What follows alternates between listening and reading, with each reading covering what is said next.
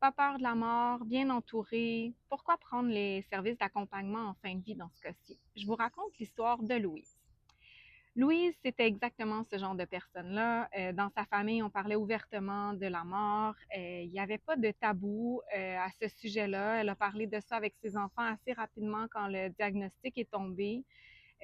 Louise, c'était aussi la personne que les gens appelaient pour avoir des conseils, pour se confier ou juste pour prendre des nouvelles. C'était vraiment une bonne vivante. Alors pourquoi Louise a accepté mes services d'accompagnement? Une des principales raisons que je vous dirais, c'est malgré le fait qu'il n'y avait aucun non-dit nécessairement dans cette famille-là, avec moi, Louise n'avait pas besoin de protéger personne lorsqu'elle parlait. Lorsqu'un proche peut aborder certains sujets avec vous en ce qui a trait à sa mort, en ce qui a trait à ses inquiétudes, peut faire très attention à ses mots par amour pour vous protéger.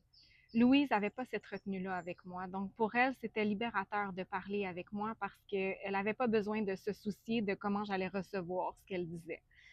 On a parlé de l'aide médicale à mourir ensemble. C'était quelque chose à laquelle elle réfléchissait. Donc, c'était un sujet, ça, parfois, que oui, elle tenait avec ses proches, mais que je pense que lorsque c'était avec moi, c'était vraiment sans retenue. Ensuite, on avait noté certaines chansons qu'elle voulait dans ces derniers moments. Et justement, lors de ces derniers jours, elle avait perdu l'usage de la parole et j'ai ressorti cette chanson-là. Et le moment d'émotion que ça l'a créé, il y avait moi et sa fille à ses côtés, c'était magique.